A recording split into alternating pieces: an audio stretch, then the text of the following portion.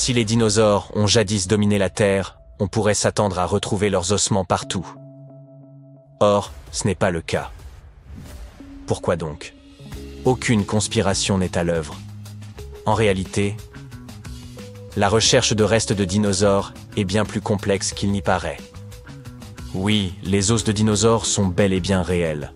Nous en avons découvert une multitude, et on est à retrouver sur chaque continent, bien que certains en doutent. La répartition inégale de ces trésors préhistoriques n'est en fait qu'une bizarrerie de la nature. Il s'avère que la fossilisation est un phénomène incroyablement rare, qui ne se produit que dans des conditions très spécifiques.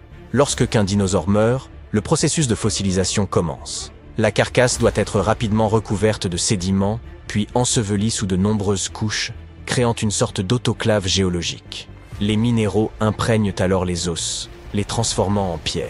Cette recette unique se déroule principalement sous l'eau, où des sédiments comme le sable et la boue peuvent délicatement envelopper les géants défunts. C'est pourquoi les dinosaures qui rendaient leur dernier souffle sur Terre étaient rarement fossilisés. Ainsi, il est très rare de retrouver des fossiles d'espèces ayant vécu dans les jungles ou dans les montagnes.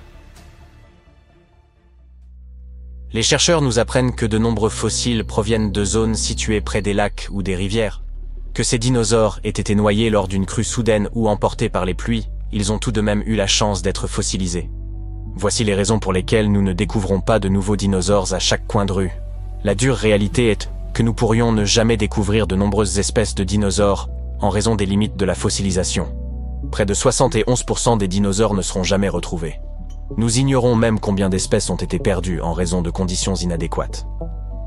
Avec beaucoup de chance, nous pourrions trouver des fossiles de dinosaures des montagnes dans les rivières en contrebas, mais cela reste très rare. Bien que les dinosaures aient peuplé le globe, tous les fossiles découverts jusqu'à présent l'ont été grâce à une chance exceptionnelle. Cela nous fait réfléchir à la durée de vie générale des dinosaures. On a tendance à se les figurer comme vivant au ralenti, errant à travers les siècles jusqu'à atteindre des tailles colossales. Ironiquement, la réalité est tout autre. En vérité, les dinosaures brûlaient, la chandelle par les deux bouts, et vivaient assez brièvement, un peu comme des rockstars. Une fois leur maturité sexuelle atteinte, ils se trouvaient souvent déjà sur la voie express vers la fossilisation, avant d'avoir pu atteindre leur taille maximale. Ce qui est intéressant, c'est que le cycle de vie des dinosaures s'aligne sur le rythme des arbres. Vous savez peut-être qu'il est possible de déterminer l'âge d'un arbre en comptant ses cernes. De fait, chaque paire de cernes claires et foncées correspond à une année de croissance. De même que les cernes des arbres nous renseignent sur leur âge. Les os des dinosaures nous parlent d'eux. Les chercheurs examinent des tranches d'os au microscope et analysent les différents tissus pour en évaluer les taux de croissance. Des anneaux épais indiquent une croissance rapide, tandis que des anneaux étroits signalent une croissance plus lente. Dans le règne animal, une grande taille signifie généralement une vie plus longue. Certains se demandent donc si les grands dinosaures vivaient réellement plus longtemps. Apparemment, oui. Les immenses sauropodes, semblables à d'anciens colosses, mettaient probablement environ 30 à 35 ans pour atteindre leur taille maximale. Après cela, ils pouvaient profiter de quelques décennies supplémentaires pour gambader dans le Jurassique. Pour les plus petits dinosaures, comme les ornithopodes, la vie était plus brève. Ils atteignaient leur taille adulte après environ 4 à 5 ans. Toutefois, après seulement 3 à 4 années de vie, ces petits dinosaures, à moins d'être extrêmement chanceux, ne seraient déjà plus de ce monde. Ainsi, il s'avère que de nombreux dinosaures ne vivaient pas pendant des centaines d'années. Même les plus grands atteignaient rarement la cinquantaine. Cela peut sembler surprenant lorsqu'on les compare aux géants d'aujourd'hui comme les baleines bleues et les éléphants. Ces animaux possèdent des durées de vie similaires aux nôtres. Les baleines bleues vivent environ 80 à 90 ans, et de nombreux éléphants atteignent les 60 à 70 ans. Et pourtant, ils ne sont pas aussi grands que certains dinosaures. Il est regrettable que ces créatures aient quitté notre planète si tôt, nous privant de l'occasion de les étudier davantage. Ce qui est encore plus triste, c'est que les dinosaures étaient condamnés dès le départ. Même si un astéroïde n'avait pas frappé notre planète par hasard, ils auraient probablement disparu de toute façon. La météorite de Chicxulub s'est écrasée sur Terre il y a 66 millions d'années. Elle n'a d'ailleurs pas totalement anéanti la population des dinosaures, seulement les non-aviens. Les autres sont devenus nos oiseaux modernes. Et oui, certaines de ces créatures si colossales ont évolué pour donner les petites poules et les pigeons que nous connaissons aujourd'hui. Il n'y a pas que les loups qui y avaient perdu dans l'affaire. Mais même avant cet impact, la Terre préparait lentement une catastrophe rien que pour eux. Des recherches récentes montrent que l'ère précédant l'impact de l'astéroïde n'avait rien d'un paradis. C'était plutôt une période remplie de défis environnementaux. Les scientifiques ont étudié les trappes du Deccan, l'une des plus vastes régions volcaniques de l'Inde occidentale actuelle. Ils ont mis au point une technique novatrice pour explorer le passé à travers les volcans, en mesurant la concentration de soufre dans les roches. Grâce à cela, ils ont découvert que les trappes du Deccan, en éjectant des millions de kilomètres cubes de lave, ont contribué aux changements climatiques mondiaux. Plus de 100 000 ans avant l'impact de la célèbre météorite de Chicxulub, les températures mondiales auraient chuté de plusieurs degrés, probablement en raison des émissions de soufre issues des trappes du Deccan. Cette chute soudaine a engendré des conditions climatiques extrêmement difficiles. La Terre a connu des hivers volcaniques, rendant la vie extrêmement âpre pour la faune et la flore, et préparant le terrain pour l'extinction finale des dinosaures. Ainsi, même sans l'impact de l'astéroïde, ces derniers n'auraient probablement pas survécu bien longtemps. Depuis longtemps, les scientifiques débattent pour savoir si c'est l'astéroïde ou l'activité volcanique qui a causé l'extinction des dinosaures. Aujourd'hui, grâce à de nombreuses avancées technologiques, nous pouvons mieux répondre à cette question. Un système d'intelligence artificielle, développé par des chercheurs, offre une nouvelle perspective. Grâce à plus de 100 processeurs alimentés par des données géologiques et climatiques, l'IA a exploré les registres fossiles et simulé plus de 300 000 scénarios possibles pour établir la vérité. Selon cette IA, la théorie volcanique est de loin la plus plausible. Elle a démontré que les changements climatiques nécessaires à une extinction de masse avaient probablement été causés par les trappes du Deccan à eux seuls, sans même l'impact de l'astéroïde.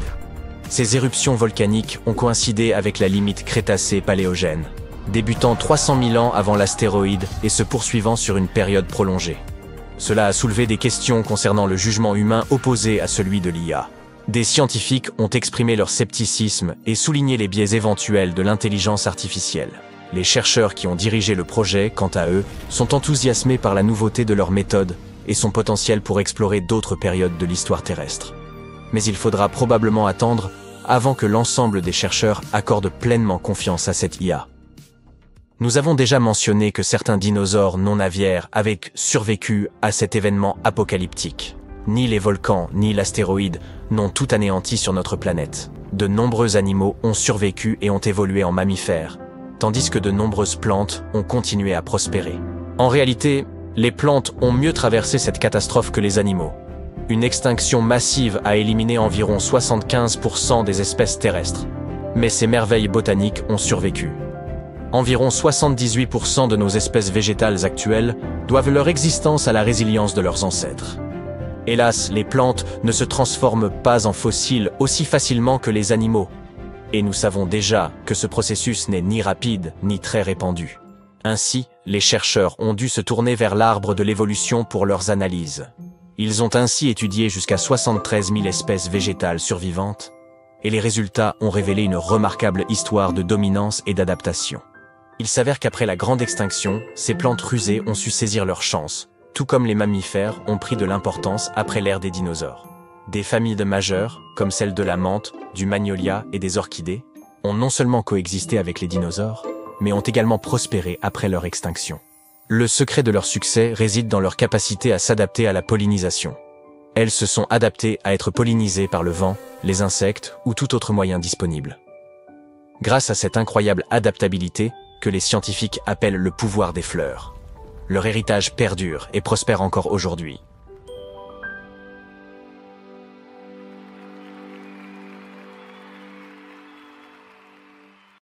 On a tous eu peur du noir à un moment de notre vie.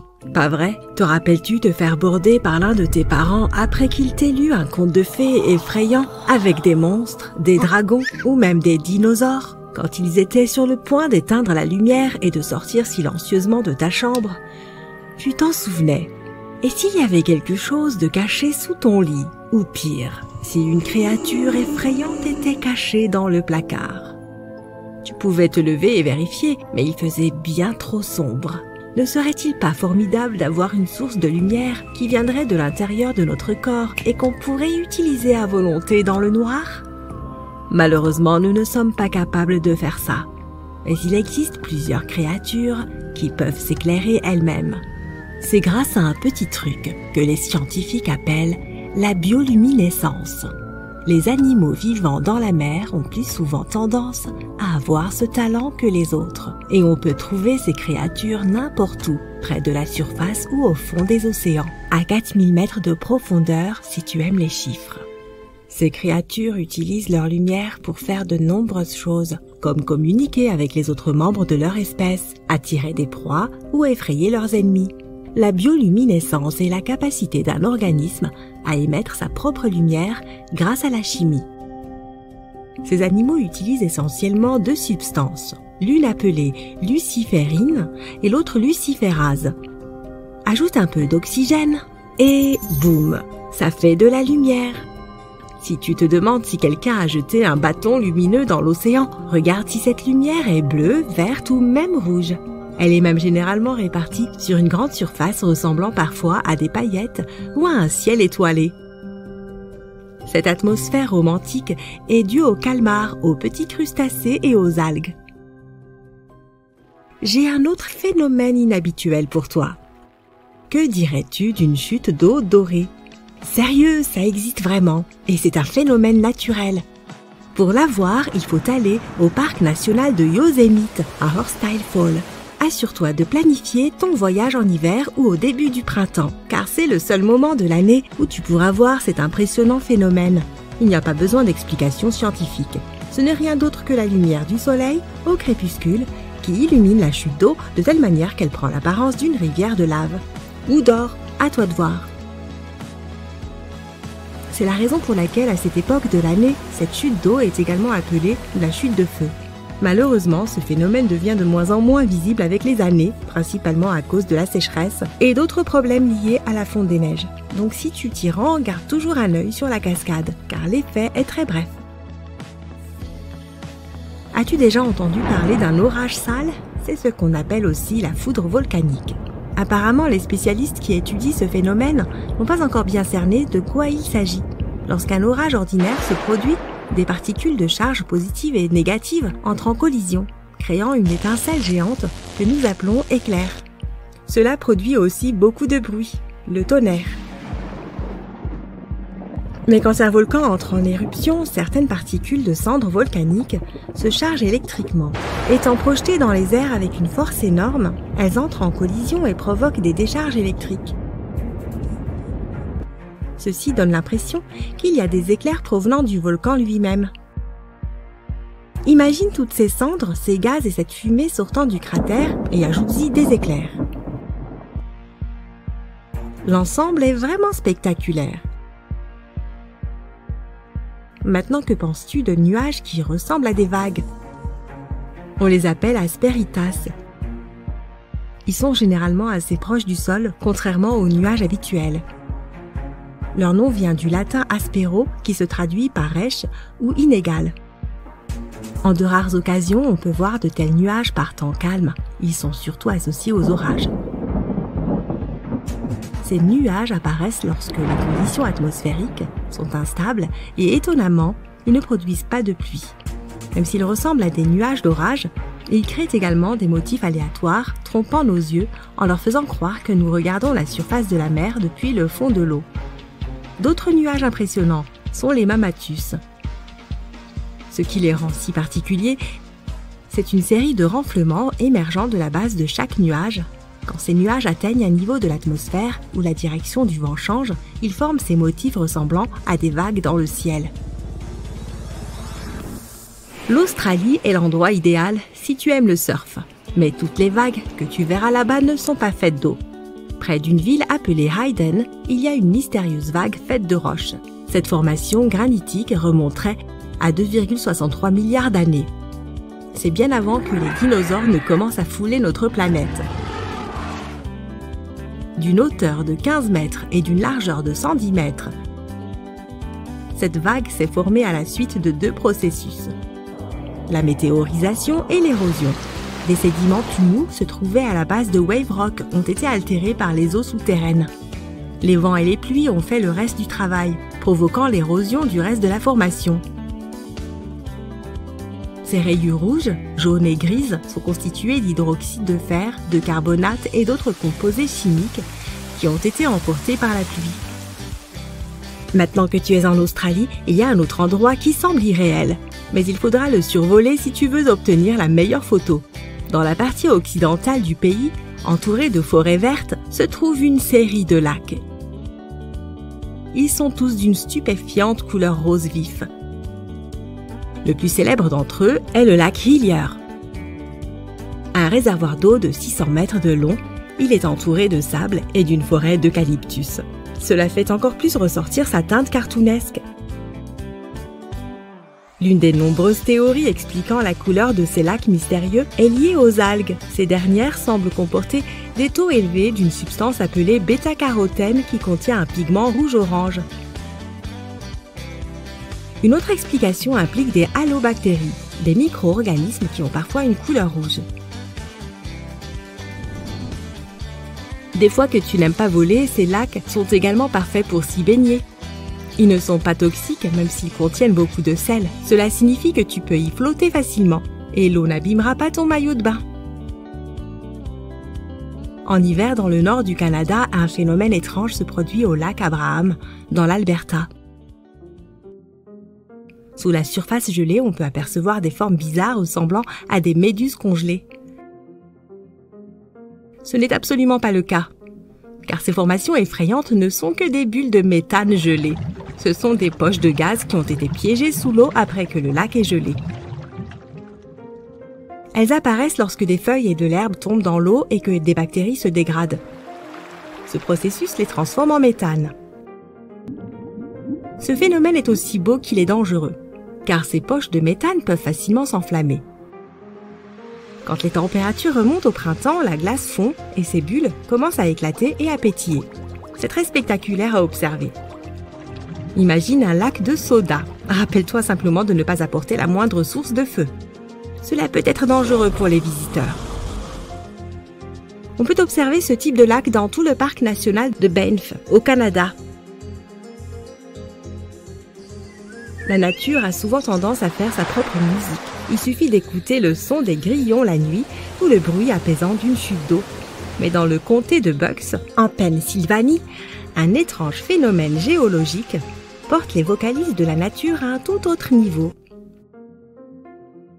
Ces rochers s'appellent les Ringing Rocks, et les scientifiques ne peuvent toujours pas expliquer leur comportement inhabituel. Si on frappe ces pierres avec un objet lourd, comme un marteau ou une autre pierre, elles émettent un tintement comme si elles étaient creuses.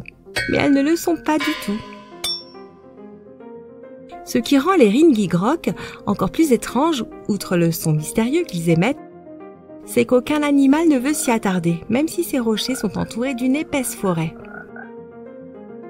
Les scientifiques n'ont pas encore réussi à déceler la moindre activité animale dans la région. Ce qui est encore plus frappant, c'est que malgré tous les arbres qui les entourent, on ne trouve aucune feuille sur ces rochers. La raison pour laquelle ces rochers sont si peu attrayants pour les animaux et la végétation reste un mystère. Tu as toujours entendu dire que l'eau bout plus vite lorsqu'on y ajoute un peu de sel. C'est un mythe, cela ne fait aucune différence et même si c'était le cas, il se pourrait au contraire que l'eau mette plus de temps à bouillir. Toutefois, cela peut donner un meilleur goût à tes pâtes, donc pourquoi pas. Les chauves-souris sont aveugles. C'est faux. Le mythe vient probablement du fait que ce sont des créatures nocturnes et qu'elles ont des capacités auditives extraordinaires. Elles chassent surtout quand il fait sombre et se fient à un sens appelé écolocalisation. Mais cela ne veut pas dire qu'elles sont aveugles. Leurs yeux ne sont pas inutiles, ils sont juste adaptés aux conditions de faible luminosité. Une baleine bleue est si grosse que sa langue peut peser autant qu'un gros éléphant. Rien à dire, ces animaux sont énormes. Tu perds plus de chaleur par la tête. C'est faux. La vraie raison pour laquelle les gens le croient est que lorsqu'il fait froid, notre tête est la partie du corps la plus susceptible de rester découverte. Si nous sortions dehors en portant juste un t-shirt, nous perdrions de la chaleur par les bras, sans parler des jambes, des pieds et d'autres parties. Donc, n'oublie pas ton bonnet. La théorie de la carte de la langue stipule que nous avons différentes parties pour différents goûts. Pas vraiment, il y a des papilles gustatives individuelles qui sentent certaines saveurs plus que d'autres. Mais cela ne veut pas dire qu'une zone sent le sucré plus qu'une autre. Des études ont montré que toutes les zones de la bouche ont des papilles gustatives sensibles à tous les goûts. Regarde cette carte de la langue de la baleine bleue, on dirait qu'elle a un faible pour le plancton. Les dinosaures étaient géants. C'est faux, les films les montrent comme d'énormes lézards écailleux, mais c'est très réducteur. Tout d'abord, il y avait de nombreuses espèces de dinosaures plus petites, et certaines d'entre elles étaient aussi petites qu'une dinde ou un pigeon. De plus, certains dinosaures, comme le T-Rex, étaient couverts de plumes, surtout au début de leur vie. L'oxygène est incolore, c'est partiellement vrai. Sous forme de gaz, il n'y a pas de couleur, mais sous forme solide ou liquide, il a une teinte bleu ciel. Les caméléons changent de couleur pour s'adapter à leur environnement. C'est faux. Ce serait probablement très fatigant pour eux. En réalité, d'autres facteurs comme l'humeur, la température ou la quantité de lumière qu'ils reçoivent affectent leur couleur. Lorsque les caméléons se détendent et étirent leurs cellules, les cristaux qui se trouvent à l'intérieur sont affectés par la lumière. Ces animaux utilisent les cristaux pour communiquer entre eux, donc par exemple, les teintes plus sombres montrent qu'ils ne sont pas de très bonne humeur. Les Néandertaliens ne sont pas nos ancêtres. Faux, bien qu'ils aient cohabité avec les Homo sapiens à un moment donné, mais dans des régions différentes de la planète. Ils ne sont donc pas seulement une étape du développement humain, mais une lignée différente. Ils étaient aussi assez créatifs. Ils utilisaient le feu, fabriquaient des outils, mangeaient des plantes médicinales, se nettoyaient les dents et bien d'autres choses similaires à notre espèce. Les Néandertaliens se sont probablement éteints à cause des changements climatiques extrêmes. Les dindes peuvent rougir. Celle-là est vraie. Elles sont comme nous sur ce point. Lorsqu'elles sont en colère, excitées ou même mal à l'aise, la peau de leur cou et de leur tête devient rouge. Contrairement à ce que leur nom indique, les trous noirs ne sont pas vraiment des trous. Ce sont des objets très denses qui exercent une attraction gravitationnelle extrêmement forte. Les flamants roses sont des animaux super cool. Et ils plient leurs jambes au niveau du genou. C'est faux. En réalité, ils les plient au niveau des chevilles. Car les genoux sont plus proches du corps et sont recouverts de plumes. Les pommes de supermarché sont fraîches. Pas tout à fait. En fait, elles peuvent avoir jusqu'à 1 an, puisqu'elles sont souvent cueillies entre août et novembre. Après cela, elles sont recouvertes de cire et séchées à l'air chaud. Enfin, elles sont envoyées en chambre froide et après 6 à 12 mois, on les trouve dans les rayons des supermarchés. L'eau en bouteille a une date d'expiration. C'est vrai. Mais cela ne signifie pas que c'est l'eau qui expire. C'est la bouteille. Le plastique commence à se diluer dans l'eau et des substances chimiques indésirables apparaissent. L'invention du sachet de thé n'était pas vraiment prévue. Vrai. Au début du XXe siècle, Thomas Sullivan a rempli des petits sachets en soie avec des échantillons de feuilles de thé et les a envoyés à ses clients. L'idée était de les ouvrir et de jeter les feuilles de thé dans l'eau chaude. De nombreux clients pensaient qu'ils étaient censés mettre ces sachets directement dans la théière sans les ouvrir. Le sachet de thé a subi depuis quelques améliorations. Il a reçu une ficelle et une étiquette en papier au bout. Et c'est ainsi que cette invention géniale est née. La foudre ne frappe jamais 2 fois au même endroit. C'est faux. L'Empire State Building a un jour été frappé 8 fois en seulement 24 minutes. Il y avait un orage terrible et rien ne peut généralement éloigner la foudre de l'endroit qui a été frappé. Si un lieu frappé présente des caractéristiques qui ont attiré la foudre en premier lieu, comme la forme du terrain, l'eau stagnante ou la hauteur, il peut l'attirer à nouveau. Tu as tellement envie d'ADN dans ton corps que tu pourrais l'étirer sur une distance du Soleil à Pluton pour un aller-retour. C'est vrai, et pas seulement une fois, mais pas moins de 17 fois. Mais bien sûr, tu ne seras plus vraiment le même après avoir fait ça. Les crocodiles sont l'une des espèces les plus anciennes du monde. Ils existent depuis 200 millions d'années déjà. Les opossums dorment en se pendant par la queue.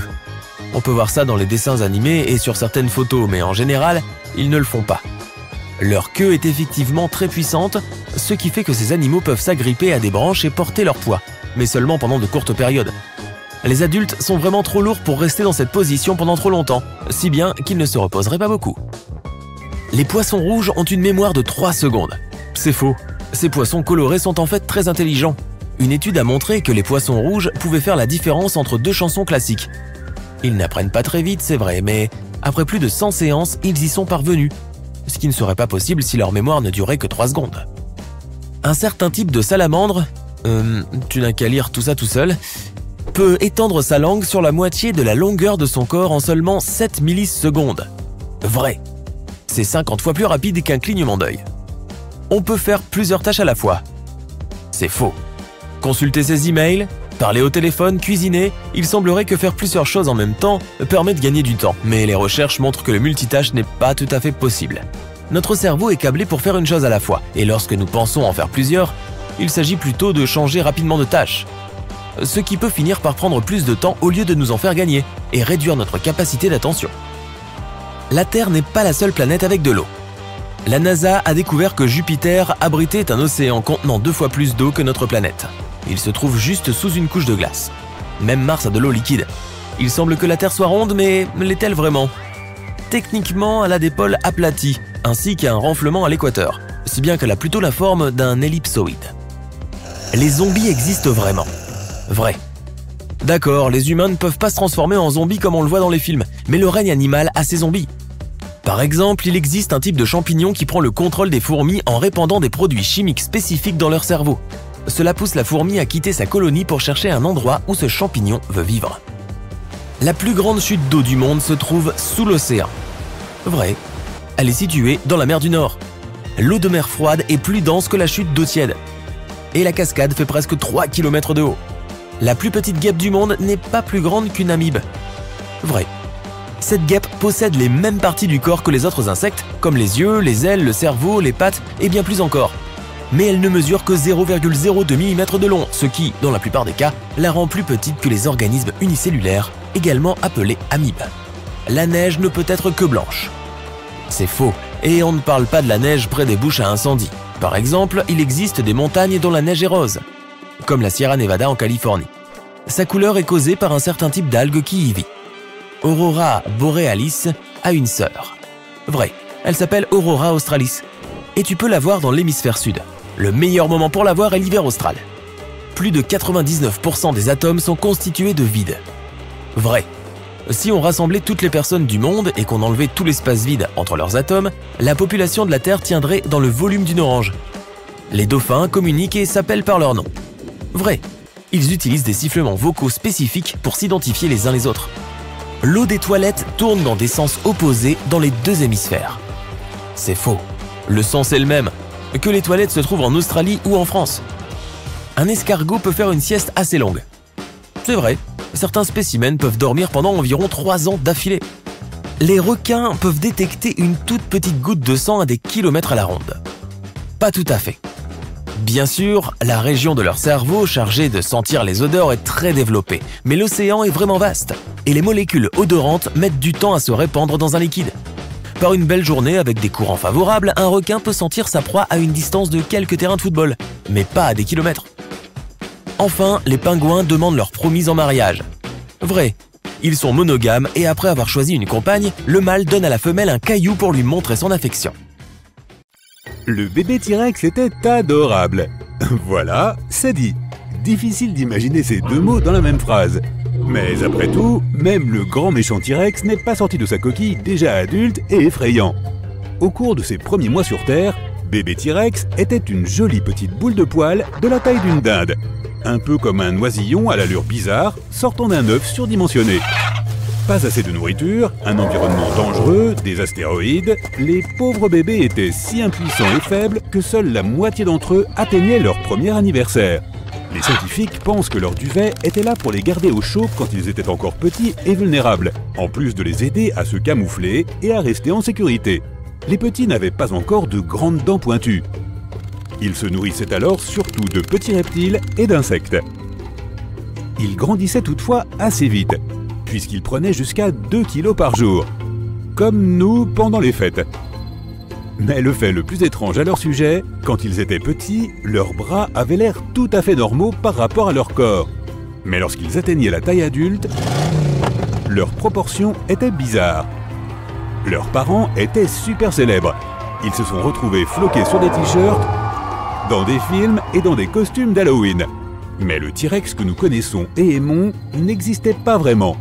Tout d'abord, la vitesse. Il n'était pas si rapide.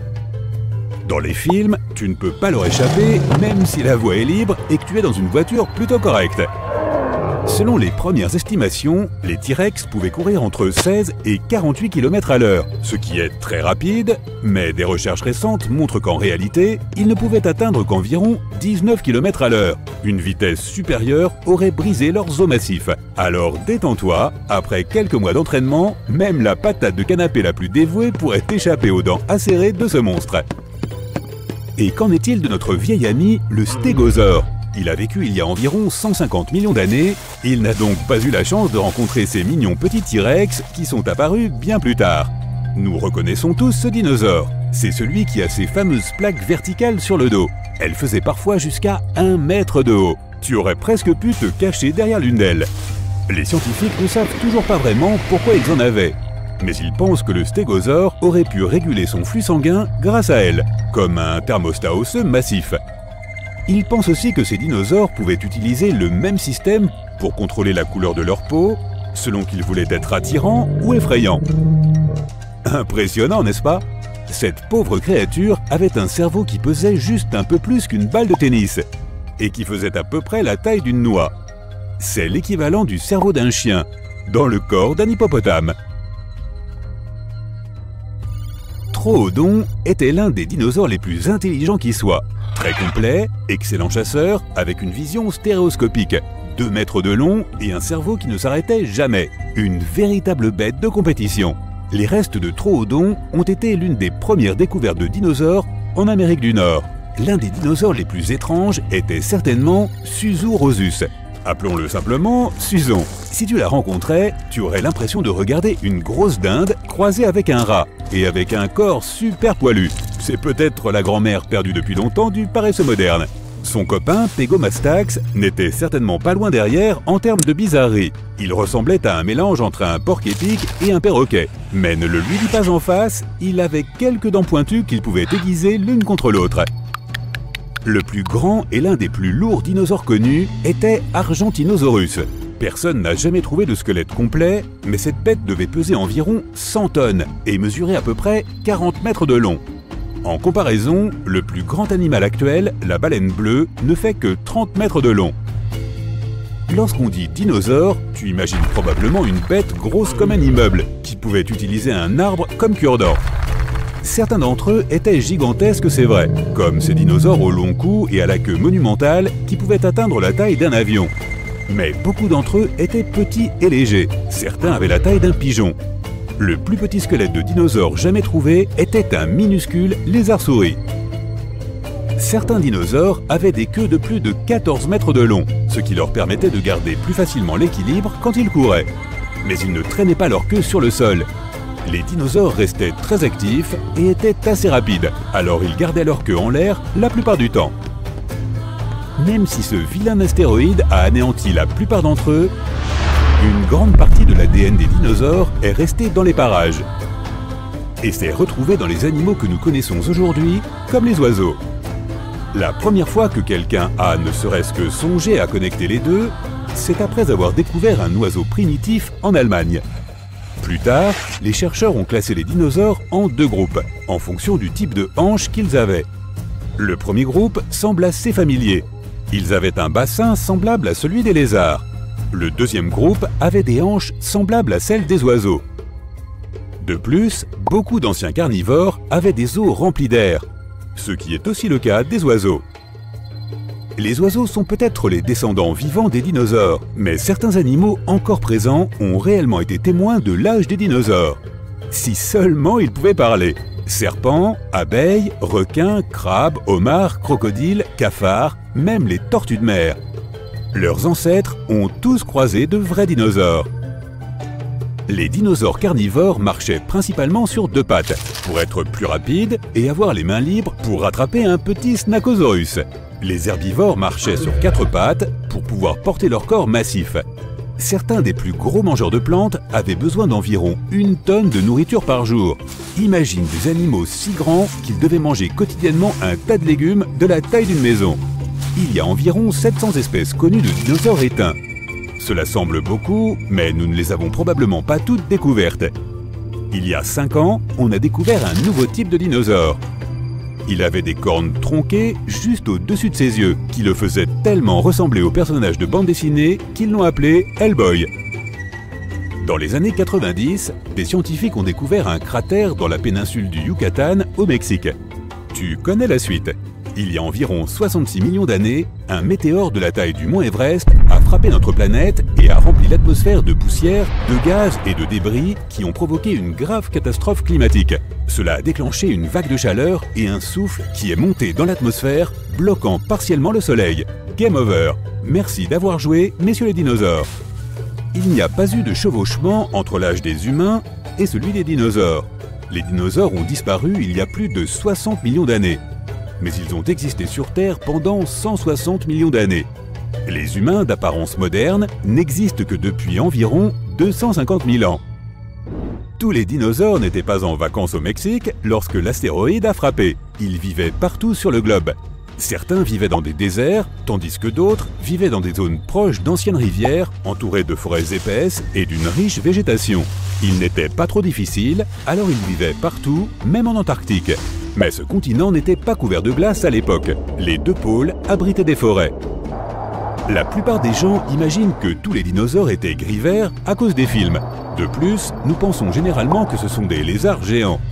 Les scientifiques ne savent toujours pas grand-chose sur les teintes de peau des dinosaures, mais les chercheurs ont récemment trouvé des preuves que les dinosaures ont existé dans toutes les couleurs. Et l'un d'eux avait même des anneaux blancs et oranges sur sa queue. Dinosaure signifie « terrible lézard » en grec. Les scientifiques pensaient que les dinosaures avaient surtout le sang froid, comme les serpents, les lézards ou d'autres reptiles. Il s'avère qu'ils avaient peut-être tort. Certaines preuves indiquent qu'ils avaient le sang chaud, comme les mammifères. Quelque part en 2014, les scientifiques ont déclaré que la plupart des dinosaures étaient des mésothermes. Un peu de ceci, un peu de cela. Et il s'avère que beaucoup d'entre eux avaient des plumes, comme les bébés T-Rex. Cela les aidait à réguler leur température corporelle. Un autre élément auquel nous croyons et qui provient des films est le bruit que faisaient les dinosaures. Les producteurs mélangent généralement un tas de bruits d'animaux pour obtenir cet authentique rugissement de dinosaures. Le T-Rex produit généralement un son qui est un mélange d'alligator, de tigre et du couinement d'un bébé éléphant. Et ce redoutable souffle de T-Rex, c'est juste le son de l'air passant par les vents d'une baleine. Un archéologue portugais vient de mettre au jour plusieurs épaves chargées d'or, parmi lesquelles figure un galion espagnol transportant 22 tonnes d'or et d'argent. À lui seul, cet imposant trésor est aujourd'hui estimé à environ 2 milliards de dollars. L'archéologue Alexandre Monteiro a fait cette découverte presque par hasard. Alors qu'il consultait des archives, il est tombé sur des informations évoquant un navire disparu en 1615. Intrigué, il a décidé de partir à sa recherche. Après de longues années de travail, Alexandre n'a pas seulement retrouvé ce navire précis. Il a en réalité recensé 8620 épaves rien que dans les eaux portugaises. Parmi elles, 250 transportèrent de l'or. Une découverte qui ferait pâlir d'envie Jack Sparrow en personne. Si la plupart de ces navires ont sombré pour des raisons triviales, comme des tempêtes, certains ont péri lors de batailles, parfois spectaculaires. Ils acheminaient vers l'Europe des cargaisons d'or et d'autres richesses en provenance du Nouveau Monde, attisant toutes les convoitises. Depuis 3 décennies, Alexandre Monteiro étudie les épaves historiques et a ainsi identifié plusieurs naufrages survenus dans des circonstances remarquables. En 1816, par exemple, un navire appartenant à l'un des hommes les plus riches du Portugal a sombré au large de l'Australie avec pas moins de 6 000 pièces d'argent. Il s'agit du premier navire portugais à avoir fait naufrage dans ces eaux lointaines. Malheureusement, ces vestiges engloutis, riches en trésors et en récits fascinants, sont loin d'être facilement accessibles. Ils reposent à des profondeurs abyssales et sont ensevelis sous le sable. Tenter de se les accaparer relèverait du pillage patrimonial, et nul ne voudrait porter une telle responsabilité, n'est-ce pas? Il va de soi que le Portugal n'était pas le seul pays à sillonner les mers à cette époque.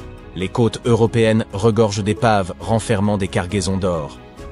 On estime d'ailleurs qu'environ 1 million de navires historiques reposent actuellement sous les eaux. Et la valeur de ces trésors perdus pourrait avoisiner les 60 milliards de dollars. Cette somme est vertigineuse, mais détrompez-vous, ces épaves regorgeant d'or ne justifient pas les risques encourus. L'histoire maritime regorge d'exemples où la découverte d'un trésor s'est soldée par des procès interminables, voire de lourdes peines de prison. L'un de ces récits remonte à 1746, lorsqu'une violente tempête fit sombrer le prince de Conti au large d'une île bretonne. Ce navire transportait du thé, des céramiques et 100 lingots d'or. Les propriétaires tentèrent évidemment de récupérer leurs précieuses cargaisons, mais si l'opération s'annonce complexe aujourd'hui, imaginez les difficultés au XVIIIe siècle. Il fallut plus de 2 siècles pour localiser l'épave. Ce n'est qu'en 1975 qu'un groupe de Français la mit au jour, s'emparant aussitôt de tout ce qui avait la moindre valeur. Or, il y a une bonne raison pour laquelle le jeu n'en vaut pas la chandelle. En France, toute découverte à potentiel historique doit être signalée aux autorités dans un délai de 48 heures.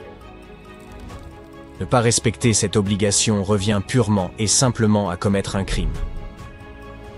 Certes, les découvreurs déclarèrent bien leur trouvaille, mais seuls les canons rouillés du navire.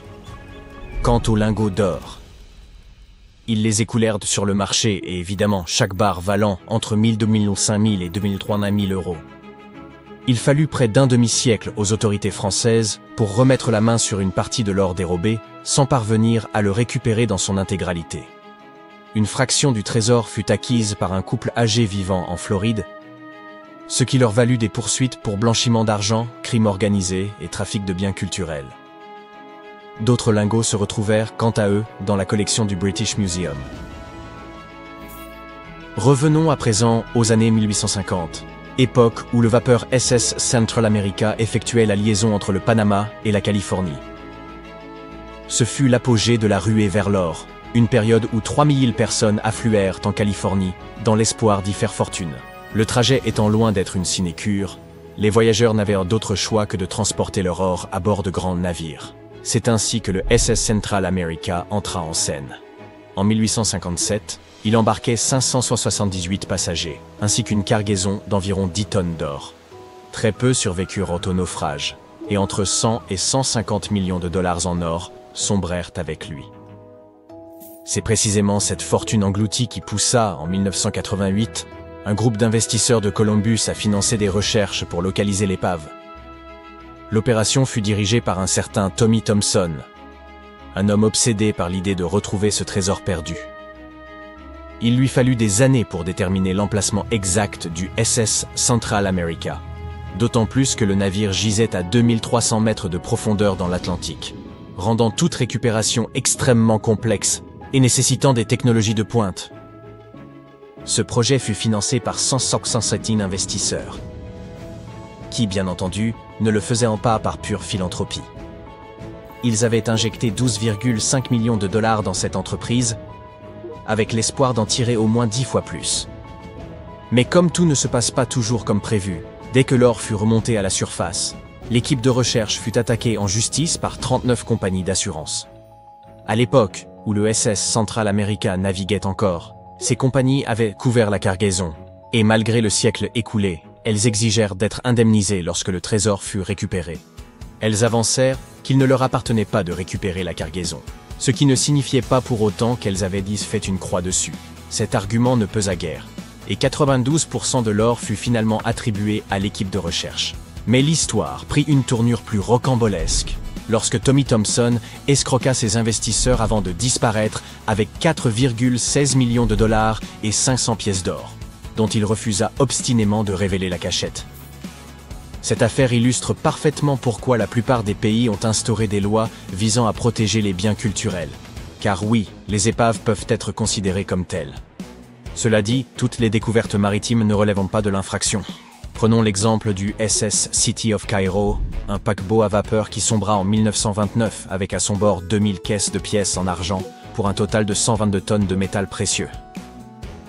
Une société du nom de Deep Ocean Search est parvenue à récupérer ces pièces à une profondeur de 5200 mètres, soit 1400 mètres de plus que l'épave du Titanic. 34 millions de livres sterling ont été reversés au trésor britannique, tandis que Deep Ocean Search a également obtenu sa part du butin.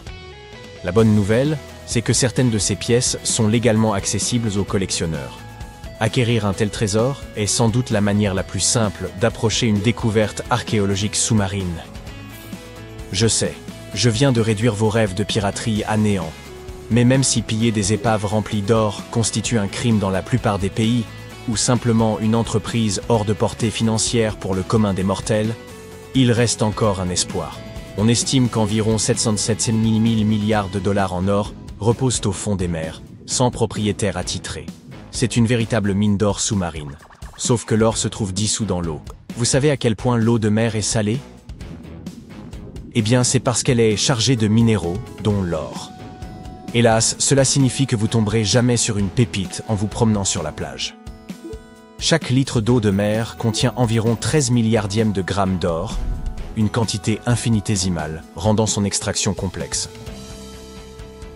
Mais cela n'a pas empêché certains d'essayer, et bien sûr, une arnaque a vu le jour. Dans les années 1890, un homme prétendit avoir mis au point un dispositif capable d'extraire l'or de l'eau de mer.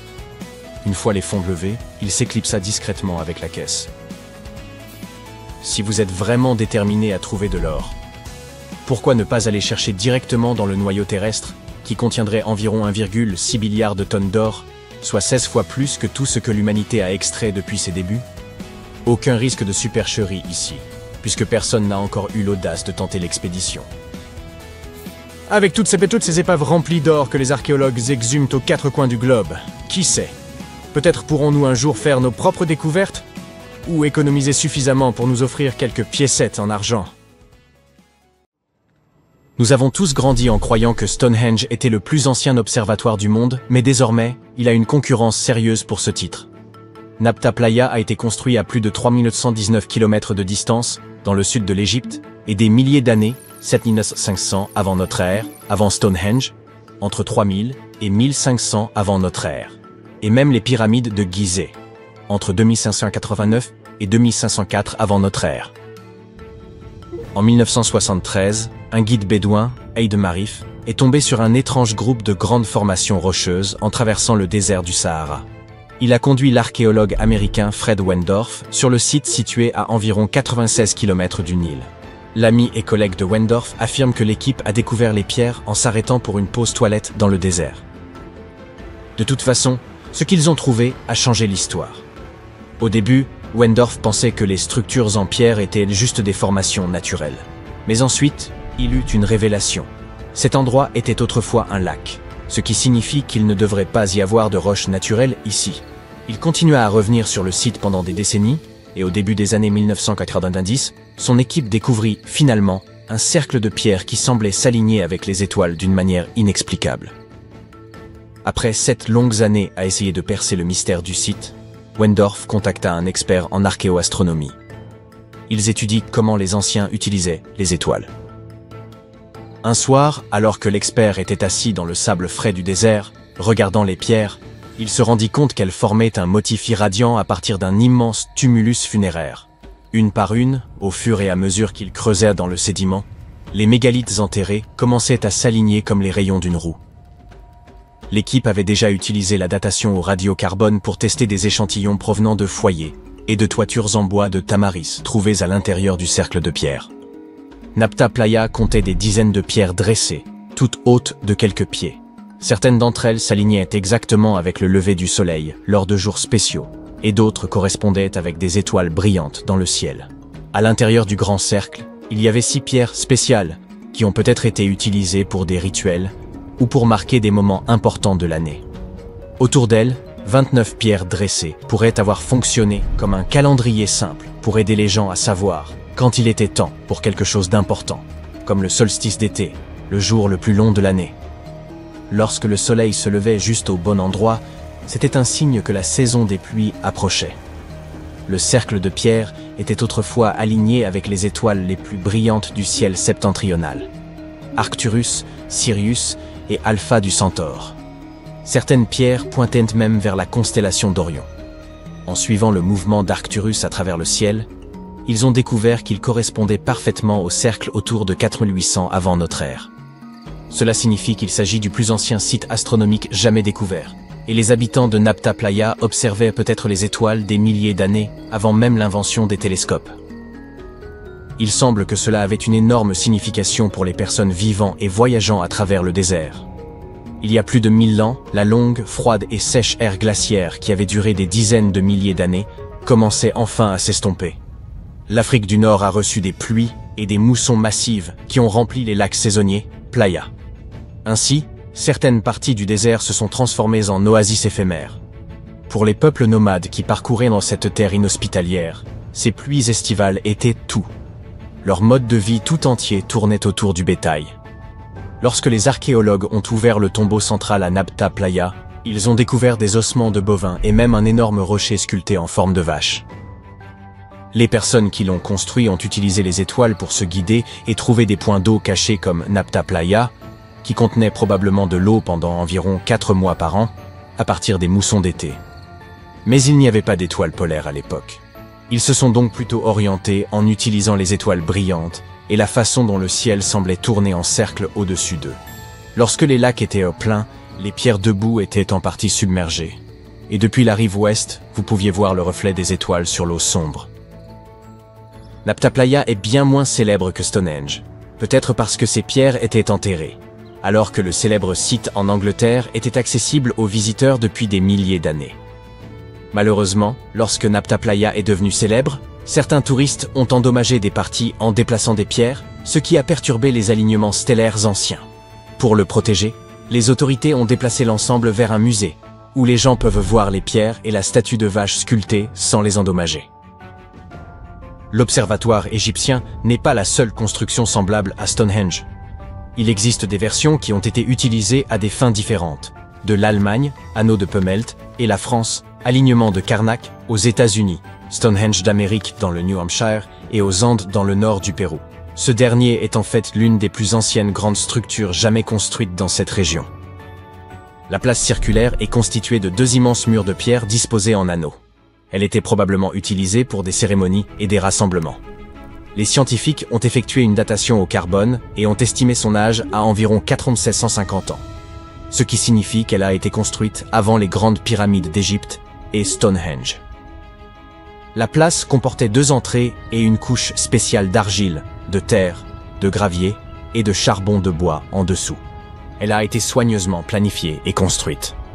Les archéologues ont également trouvé des pièces en céramique, des cristaux de quartz et des pierres précieuses sur le site, ce qui montre qu'il s'agissait certainement d'un lieu spécial. Des gens l'ont visité pendant des siècles, mais à un moment donné, vers 500-200 avant Jésus-Christ, il a été fermé, probablement en raison de l'évolution des croyances et des traditions. La découverte la plus récente, février 2025, est celle des vestiges d'un grand cercle de bois datant approximativement de la même époque et ayant des parallèles avec Stonehenge, tout en haut au Danemark. Cette structure en plein air faisait probablement partie d'une zone spéciale où les peuples préhistoriques du néolithique final et de l'âge du bronze ancien, nommé 600 à 1600 avant l'ère commune, se rassemblaient pour des rituels et des cérémonies. Le cercle était composé de 45 gigantesques poteaux en bois, formant un énorme anneau d'environ 30 mètres de large. Le bois a disparu maintenant, mais les scientifiques pensent que de hauts bois se dressaient autrefois dans les trous et créaient une impressionnante henge de bois. Personne ne sait exactement à quoi ces cercles étaient utilisés, mais les archéologues ont trouvé des ossements d'animaux et des restes de nourriture sur des sites similaires. Donc les gens se rassemblaient probablement là pour des festins et des rituels. En 2024, des scientifiques ont découvert 2 cercles de pierres anciens datant de la période néolithique dans le parc national de Dartmoor, en Angleterre. Certains archéologues pensent qu'ils pourraient former un arc sacré. Beaucoup des structures de pierre de Dartmoor ont été construites en forme courbée sur les hauteurs au centre de la zone. Il y a longtemps, Dartmoor était couvert de forêts, donc les gens ont peut-être utilisé ces hauteurs comme repères importants. Un des nouveaux cercles découverts s'intègre à l'intérieur de cet arc, mais l'autre est à l'extérieur, au nord. Cela aurait pu être un point d'entrée dans l'arc. Il y a également une levée de terre près des pierres, qui ressemble à d'autres sites néolithiques célèbres, comme le cercle de Brodgar en Écosse et Stonehenge lui-même. Cela signifie que les personnes qui ont construit ces cercles ont peut-être visité Stonehenge ou en ont été inspirées. Des archéologues à Oman ont découvert d'anciens monuments en pierre appelés trilithes, qui ont reçu le surnom de Stonehenge arabe. Ils ont été achevés il y a environ 2000 ans. Mais personne ne sait avec certitude qui les a construits ni pourquoi. Les scientifiques ont également trouvé des haches en pierre extrêmement anciennes, âgées de 3000 à 1,3 million d'années, datant de l'époque où les premiers humains ont quitté l'Afrique. Sur un autre site, Nafun, au centre d'Oman, des archéologues ont découvert une tombe néolithique datant d'environ 5000 à 4600 avant notre ère. Il y a 2 chambres contenant les ossements de dizaines de personnes sous une gigantesque structure mégalithique. À proximité, ils ont également découvert des gravures rupestres réalisées par des personnes qui ont vécu dans la région de 5000 avant notre ère à 1000 de notre ère. Et puis, il y a un autre sosie de Stonehenge, cette fois en Arabie Saoudite, qui a été utilisé comme complexe d'appartements il y a des milliers d'années. Des archéologues ont découvert un total de 345 cercles de pierre, en examinant des photos aériennes d'un champ de lave. Chaque cercle mesure entre 4 et 8 mètres de large et possède au moins une grande pierre dressée au centre. Ces structures conservent encore des vestiges de murs de pierre et de portes. Les cercles de pierre comme Stonehenge sont souvent associés à des cérémonies et des rituels. Mais les scientifiques disent que de nombreuses maisons anciennes étaient en réalité construites en forme ronde et que les maisons rectangulaires ne sont devenues courantes que bien plus tard dans l'histoire. Des étendues infinies de sable doré, des chaînes montagneuses dépourvues du moindre arbre et un soleil de plomb au-dessus de votre tête. Et puis, contre toute attente dans ce décor désertique, surgit un petit groupe d'individus surexcités. Leur euphorie est comparable à celle que vous ressentiriez en gagnant à la loterie. Ils viennent tout juste de mettre au jour une tombe ancienne, jadis submergée, aux parois gravement endommagées. Pourtant, ce qu'ils y ont découvert atteste qu'il s'agit bel et bien du tombeau d'un des pharaons les plus énigmatiques de l'Égypte ancienne. Les archéologues le recherchaient depuis des décennies, sans jamais soupçonner qu'il renfermait de si précieux vestiges. Avançons dans le temps. À l'issue d'un examen approfondi du site, les autorités égyptiennes ont enfin officialisé la découverte du tombeau du roi Thoutmôsis II. Il s'agissait de la dernière sépulture manquante de la 18e dynastie égyptienne, qui s'étend de 1550 à 1292 avant notre ère. C'est également la toute première sépulture royale exhumée depuis la découverte du tombeau de Toutankhamon, survenue en 1922, soit plus d'un siècle auparavant. C'est une équipe conjointe d'archéologues égyptiens et britanniques qui a mis au jour ce tombeau, niché dans les montagnes thébaines à l'ouest de Luxor, non loin de la célèbre vallée des rois. Jusqu'alors, le site était simplement connu sous le nom de tombe C4. Mais les fouilles ont permis de rassembler des preuves irréfutables qu'il appartenait au roi Thoutmôsis II. En réalité, l'entrée du tombeau ainsi que son couloir principal avaient été identifiés dès 2022. Cependant, les premières hypothèses penchaient pour la tombe d'une reine, en raison de sa proximité avec les sépultures des épouses de Thoutmôsis III. Elle se trouvait également non loin de la tombe de la reine Hatshepsut, qui, à l'origine, lui avait été destinée alors qu'elle n'était encore qu'épouse royale. Sa destinée prit un tournant inattendu lorsqu'elle accéda au trône. Mais nous reviendrons plus tard sur cet épisode singulier. Bien vite, les chercheurs ont compris que leur découverte revêtait une importance capitale. Ils mirent au jour des vases en albâtre, frappés du nom de Thoutmôsis II, accompagnés de l'inscription « Roi défunt ». C'est là qu'ils comprirent qu'ils se trouvaient dans le véritable tombeau du souverain. Hélas, cette tombe n'a pas échappé aux affres du temps. D'après le ministre du Tourisme et des Antiquités égyptiennes, également à la tête de l'équipe nationale d'archéologues, le tombeau a subi des ravages considérables à la suite de violentes crues survenues peu après la disparition du pharaon. Les eaux ont envahi la chambre funéraire, entraînant sans doute la destruction ou la dispersion d'un grand nombre d'objets d'origine. Une large part des éléments qui se trouvaient autrefois à l'intérieur a été transférée ailleurs dans une tentative de préservation. Les archéologues ont mis en évidence une architecture plutôt classique, une entrée et un couloir incliné menant à la chambre funéraire.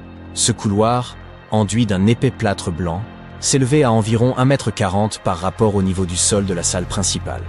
Un large escalier et un impressionnant corridor en forte pente témoignaient de la solennité du tombeau. La progression s'est révélée longue et difficile, car l'accès était encombré par des amas de débris charriés par les inondations et des effondrements. Ce n'est qu'après avoir rampé sur une dizaine de mètres dans un passage étroit, ne laissant qu'une ouverture de 40 cm au sommet, un supplice pour les claustrophobes, que l'équipe a enfin pu pénétrer dans la chambre funéraire. Mais une surprise les y attendait. Une fois les gravats dégagés, les chercheurs s'attendaient à tomber sur les vestiges écrasés d'une sépulture. Pourtant, à leur grande surprise, la chambre était entièrement vide. Et nul acte de pillage n'était en cause. Le tombeau avait été volontairement vidé. Ils comprirent bientôt qu'il avait été inondé depuis sa création, en contrebas d'une chute d'eau. Cela serait survenu quelques années à peine après la mise au tombeau du souverain, obligeant les prêtres à transférer son corps et ses objets funéraires ailleurs. C'est précisément ce qui expliquerait la présence d'un second couloir. Il aurait vraisemblablement été aménagé pour permettre le retrait du corps de Thoutmôsis II de la tombe submergée. En dépit des dégradations, l'équipe archéologique a mis au jour des trouvailles fascinantes. Des traces de mortier ornées d'inscriptions bleues, d'étoiles jaunes, ainsi que des fragments du livre de l'Amduat, l'un des textes funéraires majeurs de l'Égypte ancienne. Ce recueil visait à guider le défunt dans l'au-delà, assurant la réussite de son périple souterrain. Jetons plutôt un œil à la 18e dynastie égyptienne. Elle fut marquée par l'expansion militaire, l'agrandissement de l'empire et la construction de monuments saisissants. Parmi les figures les plus emblématiques de cette époque figurent Thoutmôsis Ier et Thoutmôsis III, deux souverains guerriers qui ont laissé une empreinte durable dans l'histoire. Thoutmôsis Ier, stratège redoutable, mena des campagnes décisives, étendant les frontières du royaume jusqu'à la 4e cataracte du Nil. Ces victoires ouvrirent à l'Égypte de nouveaux circuits commerciaux, consolidèrent ses alliances et accrurent sa prospérité. Leur importance fut telle qu'elles furent gravées dans les tombeaux de ces hauts dignitaires.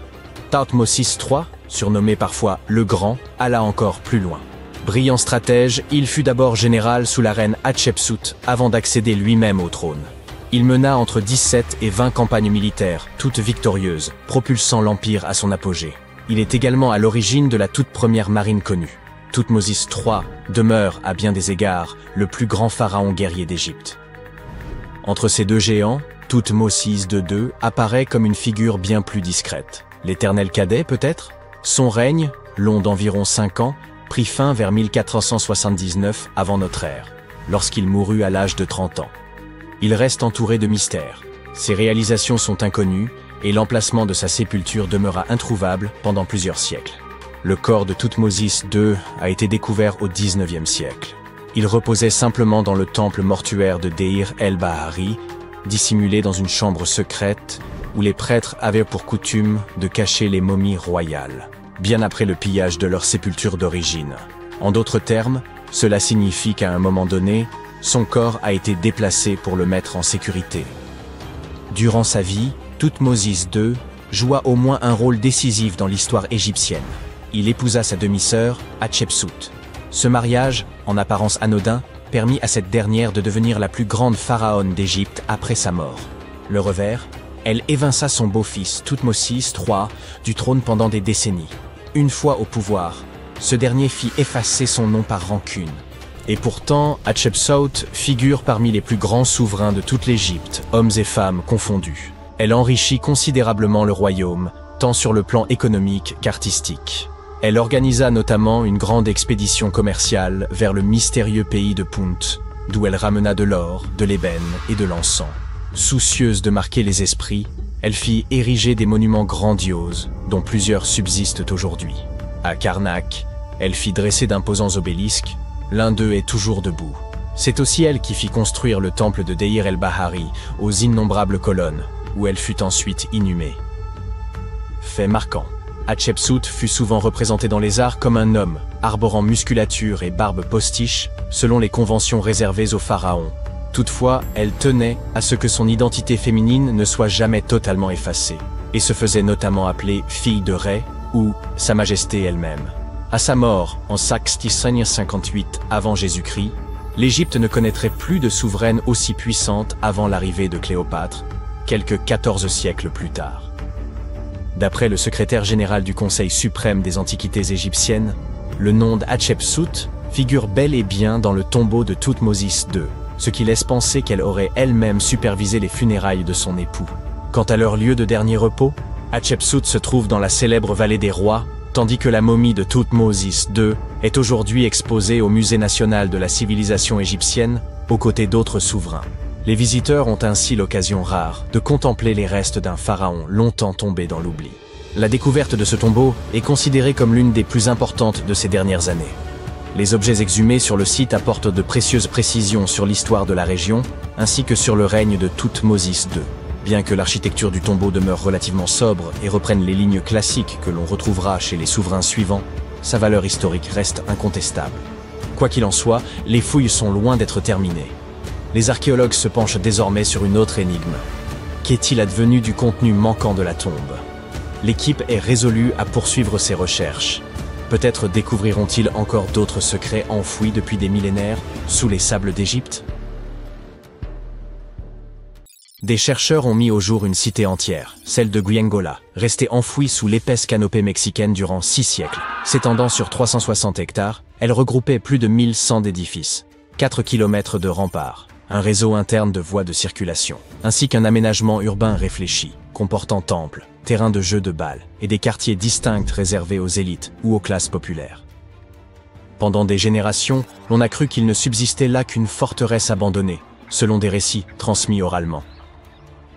Jusqu'à peu, il était impossible d'appréhender l'immensité du site sans des années d'exploration au sol. Mais grâce à une technologie récente, un outil de télédétection appelé LIDAR, il a été possible de générer en à peine 2 heures, depuis un avion, une modélisation tridimensionnelle de l'ensemble. Gwiengola fut édifié entre 1350 et 1121.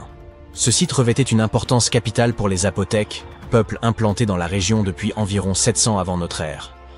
Les familles y cohabitaient dans des demeures organisées autour d'un vaste patio central bordé de pièces. À mesure que les foyers s'élargissaient, de nouvelles chambres étaient ajoutées, faisant évoluer l'architecture domestique.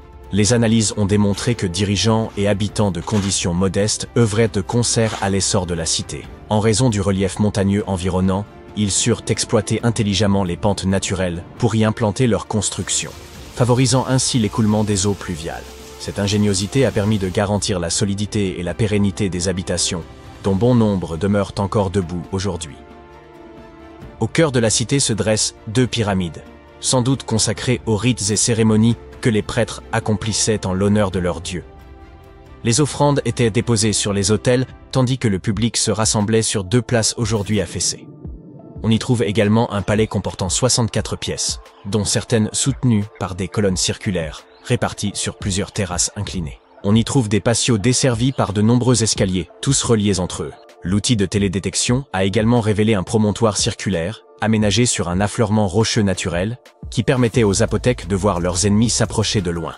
Les chercheurs ont aussi identifié 2 structures circulaires, probablement conçues pour l'observation astronomique et la mesure du temps. Ils ont aussi mis au jour plusieurs tombes, attestant la présence d'un cimetière urbain. À la fin du XVe siècle, les Zapotèques exerçaient leur pouvoir sur une vaste portion de la côte pacifique et étaient parvenus à défendre leur territoire contre les ambitions expansionnistes des Aztèques. Ils réalisèrent un exploit quasi inespéré, tenir bon durant un siège de 7 mois à Gwiengola et en sortir victorieux. Après cette victoire, ayant conservé leur domination sur le sud mésoaméricain, les Zapotèques n'avaient plus besoin de demeurer à Gwiengola. Si les montagnes offraient certains avantages, l'accès à l'eau douce et à des terres fertiles pour l'agriculture s'avérait essentiel. La petite ville de Tehuantepec, située à 19 km à peine, réunissait ces conditions. Ils s'y établirent donc peu avant l'arrivée des Espagnols, en 1521. Avec le temps, les pratiques culturelles des Zapotèques commencèrent à décliner. Leur civilisation ne s'éteignit toutefois pas totalement. Aujourd'hui encore, plus de 3000 Zapotèques résident dans l'état mexicain d'Oaxaca, où ils continuent de perpétuer leur langue et leurs traditions. La création du modèle 3D de cette cité perdue ne constitue qu'une étape préliminaire dans la recherche. Les archéologues espèrent que les études à venir permettront de mieux comprendre l'organisation politique et sociale des Zapotèques, la manière dont ils administraient leur cité, ainsi que la nature de leurs échanges avec les Espagnols à leur arrivée. Ils projettent d'examiner les 1170 structures révélées par le balayage LIDAR, ce qui nécessitera plusieurs années. Plutôt que de fouiller le sol, ils auront recours à des technologies non invasives afin d'explorer la ville sans en altérer les vestiges. Grâce à cette même technologie, les scientifiques ont pu révéler l'existence d'une vaste cité ancienne enfouie sous le dense feuillage de la forêt amazonienne. Un ensemble structuré de maisons, de places, de routes et de canaux reposait dans l'ombre d'un imposant volcan. Pendant des siècles, nombre de chercheurs ont cru que les peuples amazoniens vivaient dans de modestes huttes, ne défrichant que de petites parcelles pour subsister. Or, cette cité, édifiée il y a 2500 ans et occupée durant un millénaire, nous prouve le contraire. Les experts estiment que des dizaines, voire plusieurs centaines de milliers de personnes vivaient au sein de sociétés urbaines complexes. Le balayage de la région a permis d'identifier 6000 plateformes rectangulaires, chacune mesurant environ 20 mètres sur 10 et s'élevant à une hauteur de 2 à 3 mètres.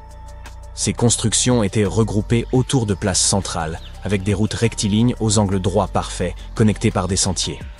L'une d'elles atteignait même 26 km de long. La réalisation de voies parfaitement droites exigeait davantage que le simple suivi du relief naturel. Certaines d'entre elles revêtaient probablement une valeur rituelle ou spirituelle. Le sol volcanique, particulièrement fertile, favorisa l'essor de cette civilisation, mais il pourrait aussi avoir contribué à sa disparition. Les chercheurs ont en outre révélé les défenses de ces villes comme des fossés barrant l'accès à plusieurs d'entre elles. Il est donc possible que des groupes voisins aient tenté d'envahir ces cités. La prochaine phase consistera à étudier les 300 km² adjacents afin de mieux cerner l'ampleur et la complexité de cette société ancienne, qui pourrait même surpasser par sa taille la célèbre civilisation maya du Mexique et d'Amérique centrale. En 1963, un habitant de Turquie fit une découverte stupéfiante en rénovant sa maison. En abattant un mur de sa cave, il mit au jour une pièce énigmatique. En poursuivant ses fouilles, il tomba sur un tunnel, lequel le mena à la ville souterraine de Derinkuyu. Il s'agit de l'une des cités souterraines les plus profondes et les plus vastes de Cappadoce, et même de toute la Turquie. Les habitants occupaient 8 niveaux souterrains, chacun offrant un accès à des caves, des espaces de stockage, des chapelles, une école, une salle d'études ainsi que d'autres installations. Ces étages étaient interconnectés par un vaste réseau de tunnels. Il est probable que cette cité enfouie ait été conçue comme refuge.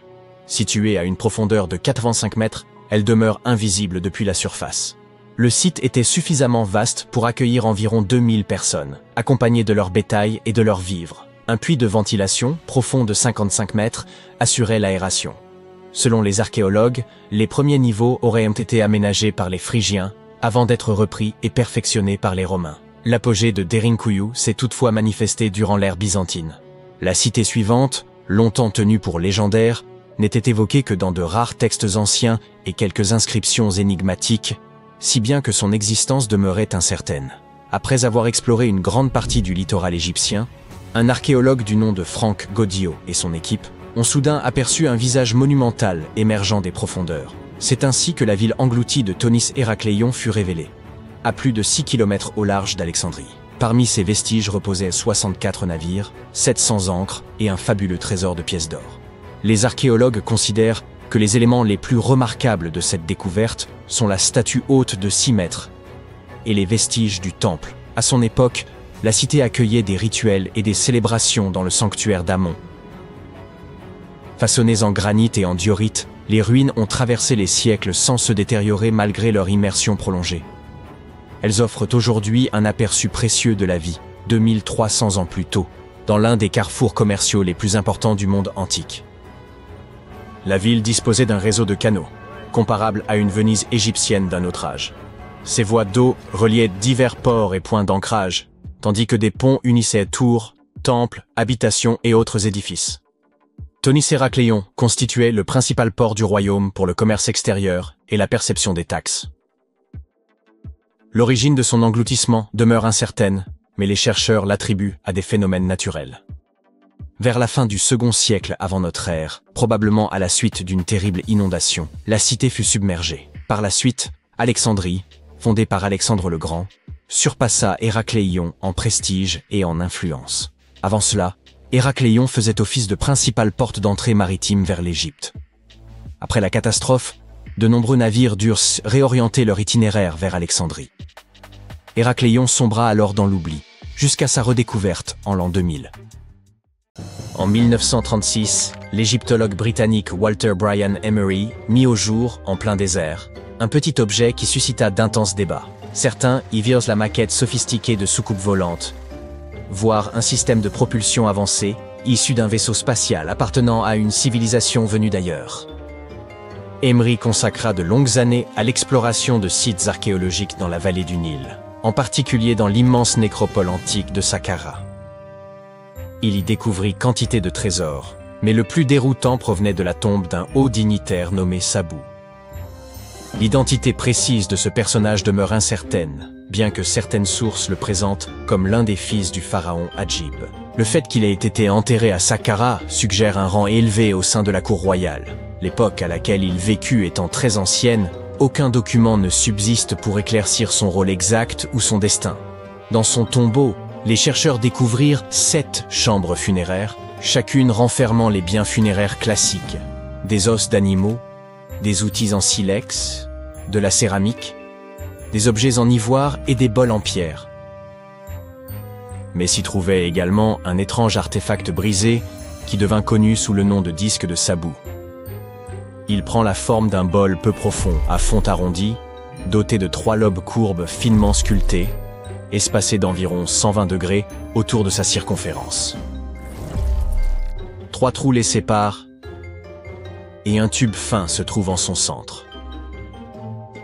Le disque est fait de siltite, ou schiste, une roche poreuse, friable et très difficile à travailler. Elle se désagrège aisément sous pression, ce qui rend d'autant plus énigmatique la manière dont les artisans de 3000 avant notre ère ont pu la façonner à l'aide d'outils rudimentaires en pierre et en cuivre. L'autre grande énigme consiste en la présence de cet objet dans la tombe de Sabu. Peut-être sa fonction réelle permettrait-elle de mieux en comprendre la signification. Lors de sa découverte, les archéologues y virent un simple vase, un brûleur d'encens ou un objet décoratif à vocation rituelle. Mais certains, en l'examinant sous un angle plus technique, envisagèrent qu'il puisse s'agir d'un élément intégré à un dispositif plus complexe. Un historien amateur a reproduit fidèlement l'objet à l'aide d'une imprimante 3D, et cette réplique a révélé que le disque de Sabu pourrait bien être un ancien impulseur, c'est-à-dire un composant essentiel d'une pompe centrifuge. Placé dans un boîtier et mis en rotation rapide autour de son petit axe central, il s'est montré capable de déplacer de l'eau. Sans boîtier, il générait un puissant vortex. Il apparut alors que la forme incurvée des lobes et la légère concavité du disque n'étaient pas fortuites. L'ensemble semble avoir été pensé pour déplacer efficacement l'eau, à l'image d'un mécanisme de pompage sophistiqué. Or, toute la civilisation égyptienne reposait sur la maîtrise de l'irrigation. Les dynasties ultérieures mirent au point un système d'irrigation par bassin permettant de contrôler les crues du Nil et d'en tirer un rendement agricole optimal. Il se pourrait donc que, dès la première dynastie, des ingénieurs aient exploré des techniques d'irrigation avancées, bien avant ce que les spécialistes n'avaient imaginé.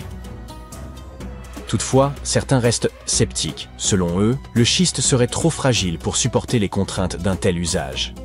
Ils émettent l'hypothèse que les artisans de la première dynastie auraient tenté de reproduire un objet plus ancien, en se contentant des matériaux et outils dont ils disposaient. Le disque pourrait alors être une réplique en pierre d'un artefact métallique, hérité d'une civilisation bien antérieure et peut-être technologiquement plus avancée que l'Égypte antique elle-même. Un auteur suisse va même plus loin et suggère que le disque serait la copie d'un composant d'hyperpropulsion appartenant à un vaisseau extraterrestre, ou bien une maquette en pierre d'une soucoupe volante. Un chercheur français, quant à lui, avance que le disque de Sabu faisait partie d'un gigantesque dispositif industriel, destiné à produire du carbonate de sodium à l'intérieur des pyramides. D'autres encore estiment qu'il aurait pu s'agir d'un outil primitif de tressage de cordes, les lobes servant à torsader des brins de soie ou des fibres en ficelle lors de la rotation. Une autre théorie enfin évoque une lampe de très grande dimension. Un autre mystère historique est lié à une carte datant de 1513, que l'on considère comme la plus ancienne représentation détaillée connue des Amériques. Elle est l'œuvre d'un capitaine turc, Piri Reis, qui, sans jamais avoir traversé l'océan Atlantique, l'a composée à partir d'une vingtaine de cartes régionales. Parmi celles-ci, figurait une carte arabe de l'Inde, 4 cartes portugaises figurant l'Inde et la Chine, ainsi qu'une carte des Amériques attribuée à Christophe Colomb, fondée sur ses propres observations. Cette dernière carte ayant disparu depuis longtemps, le travail de Reis offre un précieux aperçu de ce que Colomb aurait pu noter lors de son 3e voyage vers le Nouveau Monde. Charles Hapgood, un historien, a avancé l'idée que la carte de Reis représentait l'Antarctique tel qu'il était à la préhistoire, en s'appuyant sur une ressemblance frappante avec le littoral réel du continent, avant qu'il ne soit recouvert de glace. Toutefois, cette hypothèse a été formellement invalidée par la suite. Une autre découverte qui a suscité l'étonnement dans le monde scientifique est celle des billes de Klerksdorp. Ces objets, trouvés dans des dépôts de pyrophilite en Afrique du Sud, ressemblent à de petites balles de criquet anciennes, ornées de stries en leur centre. Dans les années 80, une théorie a émergé selon laquelle une civilisation antédiluvienne, totalement inconnue mais d'un niveau technologique avancé, aurait été à l'origine de ces sphères. Un journaliste avait rapporté qu'elles semblaient tourner sur elles-mêmes dans une vitrine. Une émission de télévision avait même convié un médium, qui affirmait que ces objets étaient les vestiges d'un antique vaisseau spatial. Pourtant, d'après les géologues, il s'agit simplement de formations sphériques naturelles, composées de minéraux distincts de ceux de la roche environnante. Les lignes semblables à des soudures ne sont que des empreintes laissées par les couches successives de la roche haute au fil du temps. Les billes de Klerksdorp présentent une variété de formes, allant de sphères légèrement aplaties à des disques bien définis. Quant à l'épisode de la sphère tournant seule, le conservateur du musée de Klerksdorp a apporté une explication rationnelle. Lorsqu'il a déposé l'objet dans une vitrine à l'occasion de la visite d'un journaliste, celui-ci a légèrement pivoté en raison de sa forme arrondie. De plus, la région étant sujette à des secousses sismiques causées par l'extraction aurifère voisine, cela pourrait également expliquer ce phénomène. Dans une région reculée de Chine, se trouvent d'étranges formations en forme de tube, connues sous le nom de tuyaux de Baigong. C'est un explorateur local qui les a découverts en 1996, émergeant des flancs du mont Baigong et des rives du lac Tuosu voisin. Cette découverte a poussé certains à penser qu'il s'agissait de vestiges laissés par de très anciens visiteurs venus d'autres mondes. Lorsqu'on a analysé des échantillons de ces structures, les scientifiques ont constaté qu'elles étaient majoritairement composées de minéraux courants, mais qu'elles contenaient aussi, de manière inexpliquée, 8% de matière inconnue. Des examens complémentaires ont suggéré que ces formations existaient avant même l'apparition de l'homme. Des géologues chinois se sont ensuite rendus sur place et ont avancé l'hypothèse qu'il s'agissait de structures naturelles, formées au fil du temps, probablement des racines d'arbres fossilisés remontant au passé verdoyant de la région. Néanmoins, le mystère reste entier. Alors qu'ils creusaient une tranchée le long d'une rivière en Roumanie, des ouvriers ont mis au jour une cale métallique, aujourd'hui connue sous le nom de coin en aluminium d'Ayoud, ou encore artefact d'Ayoud. Juste à côté, se trouvaient des os de mastodontes, ces lointains cousins des éléphants ayant vécu il y a environ 11 000 ans. Cela a conduit certains à penser que le coin datait de la même époque. Ce qui intrigue, c'est que cette cale est en aluminium, un métal qui n'a été découvert qu'au XIXe siècle et dont la production exige des températures extrêmes. Elle serait recouverte d'une épaisse couche d'oxyde, présente depuis plusieurs siècles. Certains avancent qu'il pourrait s'agir d'un débris provenant d'un vaisseau spatial extraterrestre, tandis que quelques scientifiques y voient une supercherie. D'autres considèrent qu'il pourrait s'agir d'une création d'origine humaine, dont la fonction reste toutefois indéterminée. Étonnant. Des scientifiques ont mis au jour une cité enfouie sous les pyramides d'Égypte. Sa taille est vertigineuse, bien au-delà de celle du plus vaste hypermarché que vous puissiez concevoir. Galeries, chambres souterraines, structures verticales. Nul ne saurait dire aujourd'hui à quoi elles servaient. Commençons par le commencement. Des chercheurs italiens et écossais étudiant la pyramide de Képhren ont identifié ce qui semble être des tunnels secrets sous 3 pyramides distinctes. Cette découverte pourrait remettre en question nos connaissances sur l'Égypte antique. L'expédition baptisée Projet Képhren fut dirigée par Corrado Malanga, basé à Pise, et Filippo Biondi, affilié à l'université de Strathclyde, en Écosse. Leur objectif principal consistait à explorer la pyramide de Képhren, la seconde plus grande du plateau de Gizeh. Sous la pyramide de Képhren, les scientifiques ont mis au jour une imposante structure. Serait-ce une ancienne cité souterraine égyptienne? En analysant minutieusement leurs relevés, ils ont conclu que 8 grandes formations verticales, peut-être des puits ou des conduits, se dissimulaient en profondeur. Ces éléments s'étendent sur près de 2000 mètres, l'équivalent de 2 tours Burj Khalifa, et demi-posées à la suite l'une de l'autre. Un indice saisissant de l'ampleur de la découverte. Ces puits descendent également à environ 610 mètres sous terre, ce qui dépasse largement la profondeur des stations de métro les plus profondes au monde, qui excèdent rarement les 120 mètres. De forme cylindrique, ils sont bordés d'escaliers en spirale, évoquant les tours d'un ancien château gothique. Ils mènent à 2 vastes chambres aux contours inhabituels. S'agirait-il de cubes ou de vasques géantes? Chacune semble mesurer plus de 80 mètres de diamètre. Bien que ces structures aient désormais été identifiées, leur fonction première demeure totalement inconnue. Souhaitez-vous une révélation encore plus troublante? L'équipe est convaincue que des accès similaires existeraient sous chacune des 3 pyramides. Autrement dit, elles pourraient être interconnectées par un réseau secret de tunnels, de galeries et de salles enfouies. Et plus bas encore, à près de 1200 mètres sous la surface, d'autres structures, encore non répertoriées, pourraient sommeiller dans les profondeurs. Et cela ne contribue-t-il pas à nourrir le mystère? L'élément le plus saisissant reste peut-être cette hypothèse formulée par certains chercheurs. Les structures dissimulées autour des pyramides de Gizeh pourraient coïncider avec les légendaires salles d'Amonti. Dans la mythologie égyptienne, ce lieu est décrit comme l'ultime étape des mourants, où l'âme, durant 3 jours, est soumise à un jugement rigoureux et affronte ses terreurs les plus profondes. Mais comment les chercheurs ont-ils pu localiser ces cavités invisibles? Pour ce faire, ils ont mobilisé 2 satellites situés à 680 km d'altitude. En dirigeant des ondes radar vers le plateau de Gizeh, Ils ont obtenu des images d'une extrême précision, ensuite recomposées, pour former une modélisation tridimensionnelle du réseau souterrain, incluant les puits récemment découverts. Grâce à la technologie radar à synthèse d'ouverture, ou SAR, capable de traverser la roche, l'équipe a repéré 5 petites structures ressemblant à des salles, dissimulées profondément au sein de la pyramide. L'une d'elles contenait un sarcophage que l'on croyait autrefois être celui du pharaon Khéphren, hypothèse qui fut largement admise jusqu'à cette nouvelle analyse.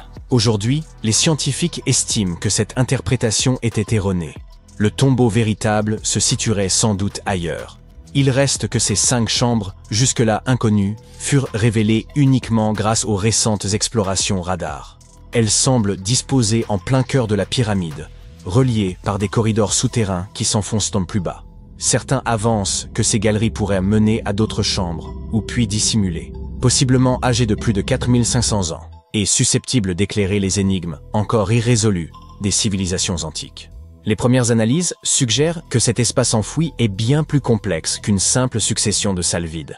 Il se pourrait qu'un grand nombre de structures soient enfouies à proximité des pyramides de Gizeh. Comment l'expliquer ?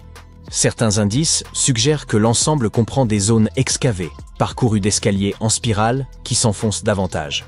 En affinant les images captées, il serait possible de révéler l'existence d'un vaste réseau souterrain, peut-être même les vestiges d'une ville entière, ensevelie sous le plateau.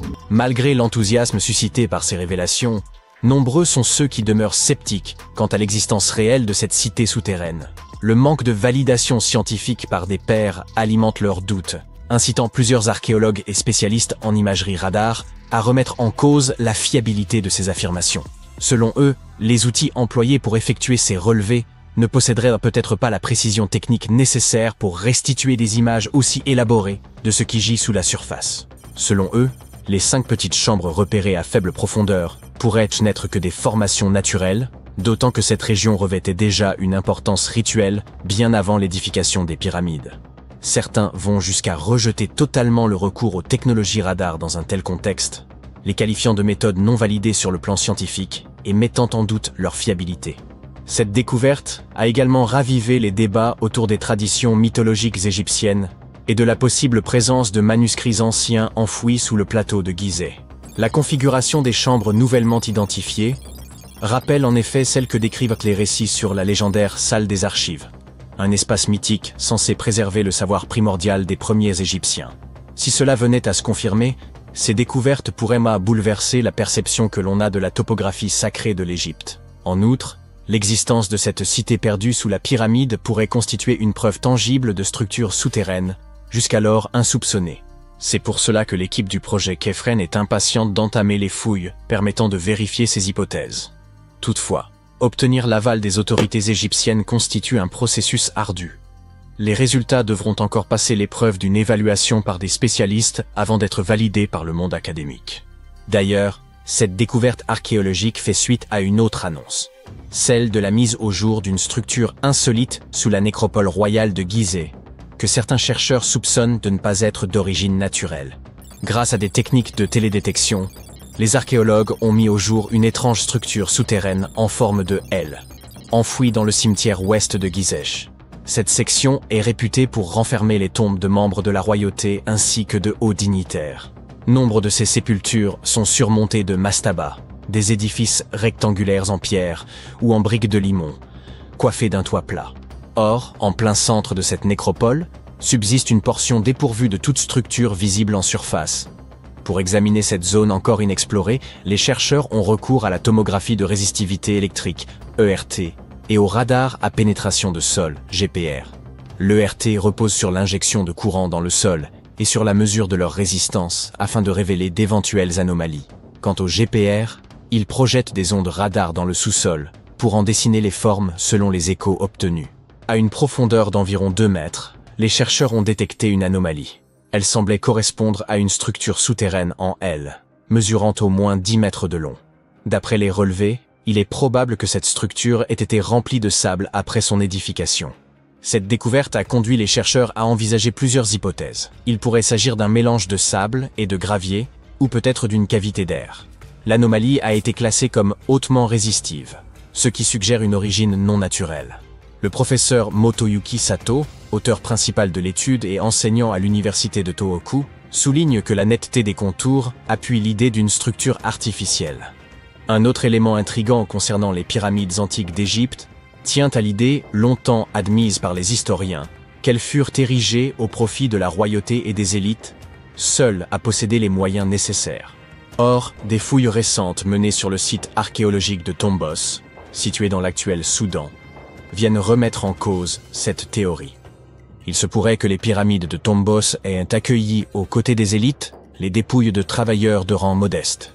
Les membres laborieux des sociétés antiques auraient ainsi pu reposer dans certains des monuments les plus visibles, y compris les pyramides elles-mêmes. Implantée sur les rives du Nil dans l'ancienne Nubie, la localité de Tombos fut annexée par l'Égypte aux alentours de 1400 avant notre ère, lors de sa conquête de la région. Le site fut alors établi dans le but de renforcer la domination égyptienne. On y érigea des pyramides, bien plus sobres cependant que les gigantesques édifices de Gizeh. Les chercheurs ont repris l'étude de 110 squelettes humains exhumés à Tombos, initialement examinés en 2012. Ils se sont concentrés sur l'analyse des anthèses, c'est-à-dire les points d'attache des tendons et des ligaments sur les os. Ce type d'examen permet de mettre en évidence l'intensité du travail physique accompli par un individu. Les contraintes mécaniques répétées lors qu'un travail ardu y laissent des marques nettes, sous forme de relief osseux. Certains ossements présentaient peu de modifications au niveau des anthèses, ce qui laisse supposer qu'ils appartenaient à des personnes aisées. En revanche, d'autres montrèrent des transformations plus marquées, trahissant une vie de labeur et un statut social bien plus modeste. Ces résultats pourraient profondément remettre en cause les idées reçues sur les sépultures pyramidales, notamment l'hypothèse selon laquelle seuls les puissants accédaient à ces tombeaux prestigieux. Cette récente étude suggère que des individus d'humbles conditions auraient eux aussi pu se trouver inhumés au sein de ces édifices emblématiques.